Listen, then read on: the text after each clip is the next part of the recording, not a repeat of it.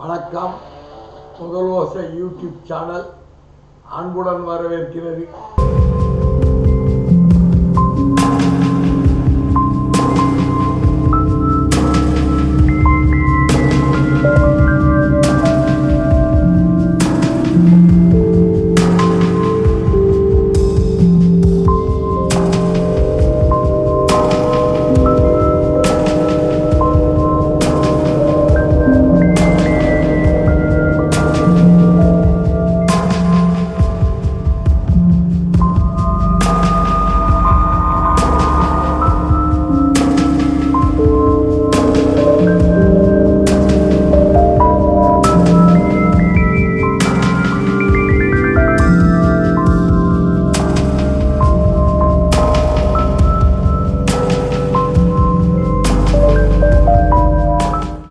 இன்றைய தகவல்,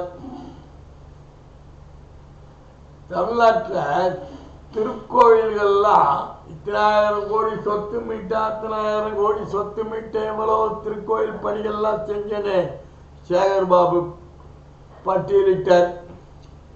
அவர் ஏதோ பண்ணாரு, பண்ணாம இல்லை. ஆனா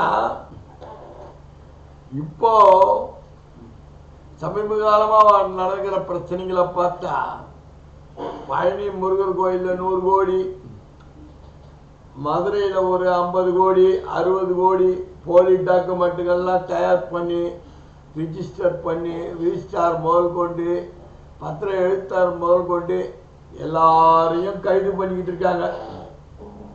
கைது பண்ணி நடவடிக்கை எடுத்துக்கிட்டு இருக்காங்க. இன்றைக்கு இருக்கார் பாருங்க நிதி அமைச்சர் மரியா வில்சன், நிதி அமைச்சர். அவர்கள் குடும்பத்தினருக்கு சொந்தமான பூவிருந்தவழி பனிமலர் கல்லூரி மற்றும் மருத்துவக் கல்லூரி, அத பூந்தமல்லி திருக்கோவில் கச்சாலீஸ்வரர் கோயிலோ ஏதோ ஒரு கோவில் சொந்தமான நிலத்தை ஆக்கிரமிப்பு பண்ணிக்கிட்டாங்கன்ட்டு அப்போதைய முன்னாள் எம்எல்ஏ ஆனந்த கிருஷ்ணன், அவர் எம்எல்ஏ சொல்ல அட்வொகேட்டு, அவர் பூந்தமல்லி நீதிமன்றத்தில் வழக்கு நடத்திக்கிட்டு வந்தார். அவர் பாவம் காலப்போக்கில் அவர் இறந்தார். அந்த வழக்கும் அப்படியே கடப்பில் போயிடுச்சு.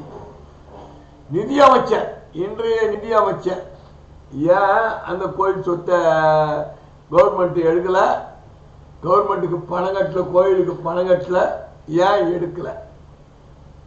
ஏன் இந்த நிதி அமைச்சர் மரியா செல்வத்துக்கு வில்சனுக்கு தெரியாதா? பனிமலர் கல்லூரியில் இருக்கிற இந்து அறநிலையத்துறை கோவில் கர்த்தராகி இயேசு கிறிஸ்துன்னு பைபிளோடு தொட்டு நிதி அமைச்சர் சட்டமன்றத்தில் பேசுறார், பைபிளில் படிச்சுட்டு. அது அவருடைய மத பிரச்சனை, அதுக்குள்ள நம்ம நுழைய வேண்டாம். ஆனா கிறிஸ்டின் இந்து கோயில் சொத்தை ஆக்கிரமிப்பு பண்ணியிருக்கார். ஒரு கிறிஸ்துவர் இந்து அறநிலையத்துறைக்கு சொந்தமான கோயிலை ஆக்கிரமிப்பு பண்ணி கல்லூரிகளை கட்டி நடத்தி வருகிறார்.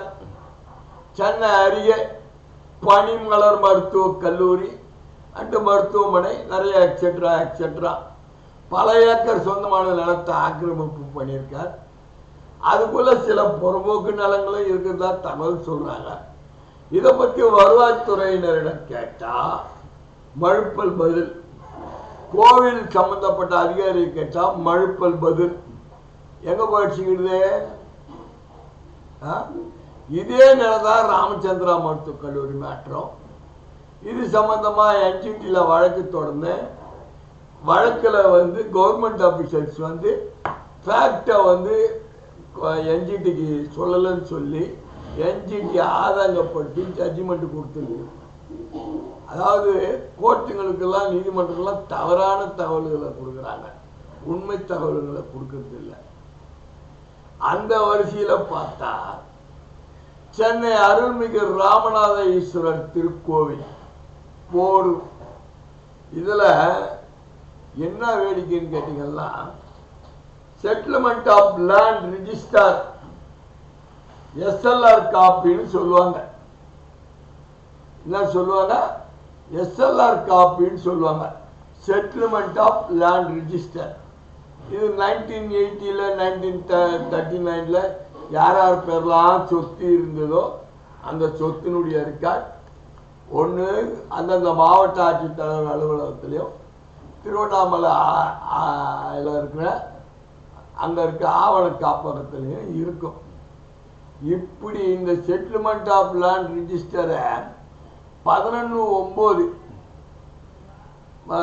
மனு கோரிய நாளில் அதுக்கு பதில் மாவட்ட ஆட்சித்தலைவர் திருவள்ளூர் அவர்கள் வந்து சான்றளித்து கொடுத்துருக்காங்க. என்னைக்கு கொடுத்துருக்காங்க? 26/2/2009 கொடுத்துருக்காங்க. மனு வந்து 11/9 கொடுத்தது. 26/2/2009 கிளியராக கொடுத்துருக்குறாங்க. செட்டில்மெண்ட் ஆஃப் லேண்ட் ரிஜிஸ்டர் இது வந்து கோப்பு. இந்த கோப்புல கிளியரா பாருங்க, ராமநாதீஸ்வரர் கோயிலுக்கு சொந்தமான லேண்ட் எங்கெங்கெல்லாம் இருக்குன்னு கொடுத்துருக்காங்க. சர்வே நம்பர் டீட்டெயில்ஸ் படி எல்லா சொத்து டீட்டெயிலையும் கொடுத்துருக்காங்க. கீழே பாருங்க, சர்வே நம்பர் 363 என்ன கொடுத்துருக்காங்க பாருங்க, ராமநாதீஸ்வரர் திருக்கோயிலுக்கு சொந்தமான லேண்டுன்னு கிளியராக கொடுத்துட்டாங்க. எஸ்எல்ஆர் காப்பி திருவள்ளூர் மாவட்ட ஆட்சியர் வந்து கிளியராக கொடுத்துட்டாங்க. இதில் இந்து அறநிலைத்துறை ராமநாதீஸ்வரர் கோவில் அந்த புலா எண்ணில் தான் இருக்கு. எந்த புலா எண்ணில்? இந்த புலா எண்ணில் தான் ராமநாதீஸ்வரர் திருக்கோயிலுடைய சொத்து இருக்கு. அந்த சொத்துல என்னடான்னு கேட்டீங்கன்னாக்கா பெரிய ட்விஸ்டே நடந்திருக்கு. சாதாரண ட்விஸ்ட் நடக்கல. ஆக்கிரமிப்பு குளம் பின்னாடி திருக்கோயிலுக்கு சொந்தமான குளம் எல்லாம் பார்த்துக்கங்க. இதுதான் அந்த திருக்கோயிலினுடைய சொத்து. இந்த சொத்துல பேரா இருக்கு பாருங்க.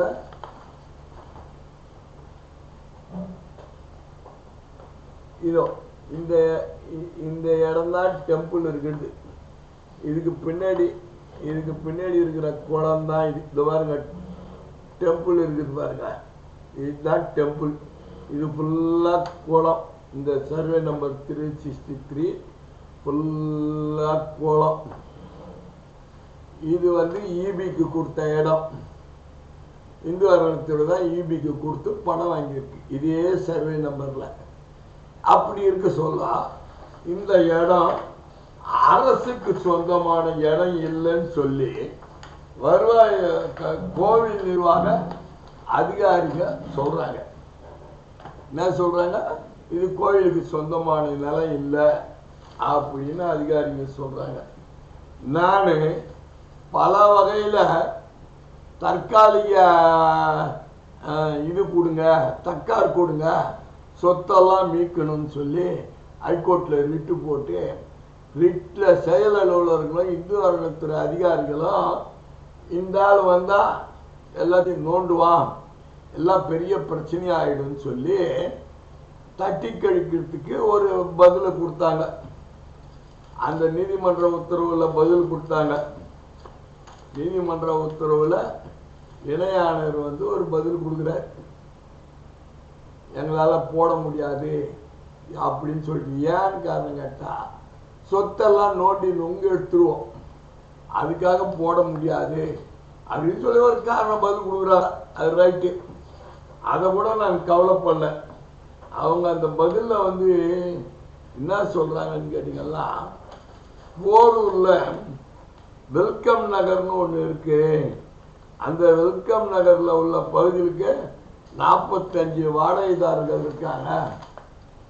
எத்தனை பேர்? 45 வாடகைதாரங்க இருக்காங்க. அவங்களுக்கு பணம் வாங்குற வேண்டிய வேலை எல்லாத்தையும் நடவடிக்கை எடுத்து கோர்ட்டு தீர்ப்பின் வாயிலாக அவன் பேரில் நடவடிக்கை எடுத்திருக்கிறோன்னு சொல்லி ஒரு தாக்கீடு. அடுத்தது கீழே வந்து கடைசி பேராகிராஃபில் என்ன சொல்கிறாங்க பாருங்க. நான் என்ன சொல்கிறாங்கன்னா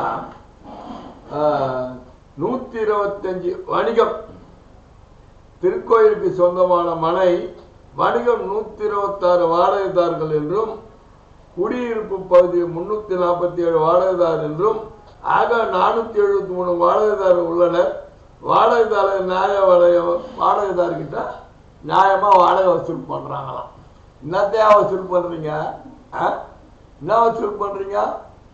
கமர்ஷியல் 5000 ரூபா 6000 ரூபா வாடகை கட்டிட்டு தமிழ்நாடு துணிக்கடை இருக்கிற பில்டிங் ஓனரு 4 லட்சம் ரூபா 3 லட்சம் ரூபா வாடகை வாங்கலாம். கோயிலுக்கு எவ்வளவு வாடகை கட்டுறான்? குறைச்ச வாடகை கட்டுறான். 5000 ரூபா மொத்தத்தில் இன்னமும் கட்டி 4 லட்சம் ரூபா வாடகை வாங்குறான் மாசம். அவன் பேர்ல அவனை எஸ்கேப் பண்றதுக்கு 78 ஒரு நோட்டீஸ் கொடுத்து அப்படியே கோர்ட்டுங்க இழுத்துன்னு கிடக்கு. எவ்வளவு பேருக்கு இழுத்துட்டு கிடக்கு? எவ்வளவு வணிகதாரர் இருக்காங்கன்னு நீயே பட்டியல் கொடுத்துருக்க. அவங்க பேர்ல நீ என்ன நடவடிக்கை எடுத்திருக்கிற? 6 லட்சம் கொடு 5 லட்சம் கொடு லஞ்சம் கேட்கிறாரு இப்ப இருக்கிற செயலர்.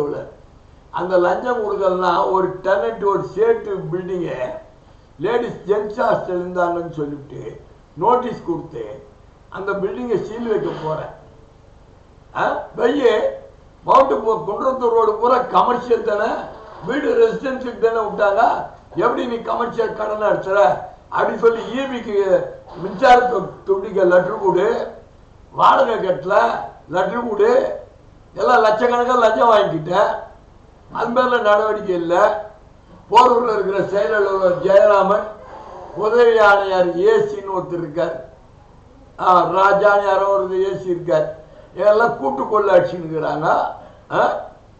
இல்லை மதுரை கோயிலுக்கு தான் நடவடிக்கை எடுப்பீங்க, பழனி கோயிலுக்கு தான் நடவடிக்கை எடுப்பீங்க.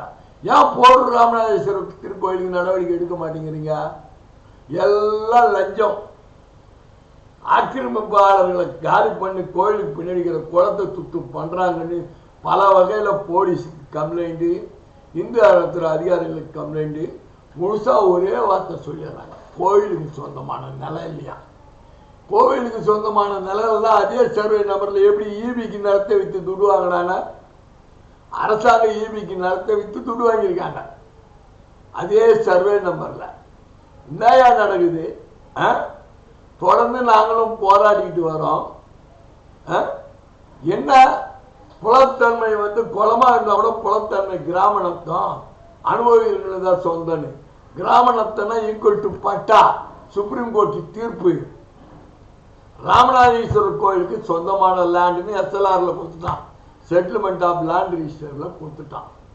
அதுக்கு மேல உனக்கு ஒரு மாவட்ட ஆட்சித்தலைவர் கொடுத்ததுக்கு அப்புறம் உனக்கு என்ன ரெக்கார்டு வேணும்? லஞ்சம்.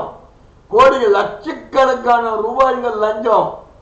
அவங்க பேர்ல நடவடிக்கை எடுக்க டிஎம்கே கவர்மெண்ட்டும் முன் வரல, ஏடிஎம்கே கவர்மெண்ட்டும் முன் வரல. இப்ப இருக்கிற தாவாக்க கவர்மெண்ட் முன்னுக்கு வருதா? நடவடிக்கை எடுக்காங்களான்னு பார்க்கலாம். ஏன்னா அதிகாரிகள் நமக்கு சம்மந்தம் இல்லாத சொத்துன்னு சொல்லி பாய போட்டிடுறாங்க. கிடையாது. கரு உருவானதை தொட்டா அரசுக்கு சொந்தமான நிலத்தை அரசாங்க ஈபிக்கே வித்து பணம் கட்டியிருக்கிறாங்க. அப்போ 30 வருஷம் 40 வருஷத்துக்கு முன்னாடி. அதுக்கு பின்னாடி இருக்கிற மீதி சொத்தெல்லாம் ஆக்கிரமிப்பு. பெரிய கோலம். கிராமணத்துன்னு இலவச பட்டா 3 சென்ட்டுக்குள்ளதான் கொடுக்கணும். 7 சென்ட் பட்டா, 10 சென்ட் பட்டா, 12 சென்ட் பட்டா எப்படியா கொடுக்க முடியும்? இலவச பட்டா. சிவன் கோயில் சொத்து குலநாசம். சிவன் சொத்து குலநாசம். இதுக்கு மேலேயும் இந்த அரசாங்க நடவடிக்கை எடுக்கலன்னா அருள்மிகு போரூர் ராமநாதேஸ்வரர் திருக்கோயில் சொத்து சுமார் இன்றைய மதிப்பு 200 கோடி 150 கோடி ரூபாய்க்கு மேல போவோம். அந்த இடத்தினுடைய மதிப்பு. அந்த சொட்ட நடவடிக்கை எடுக்க தவறினால் அந்த அதிகாரிகள் மீதும் ஆக்கிரமிப்பாளர்கள் மீதும் கிரிமினல் நடவடிக்கை எடுக்கப்படும்.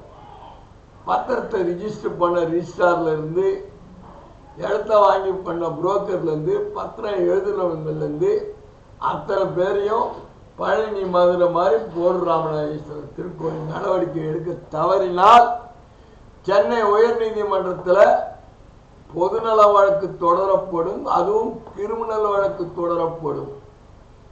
சிவன் சொத்தை இந்த மாதிரிலாம் பண்ணியிருக்காங்க. இதுக்கு உண்டான அதிகாரிங்க அத்தனை பேரையும் வழக்கில் பதிவு பண்ணி குற்றவியல் நடவடிக்கை எடுக்கணும்னு சொல்லி கேட்கணும். ரெண்டாவது, இப்போ இருக்கிற எக்ஸிக்யூட்டிவ் ஆஃபீஸர் ஜெயராமன் இந்த ராமநாதேஸ்வரர் திருக்கோவில் முதல் நிலை கோவில், கமிஷனருடைய கண்ட்ரோலுக்குள்ள கிரேடு ஏறிப்பட்ட கோவில்.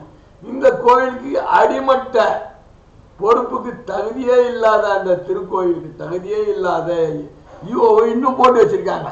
ஏன்?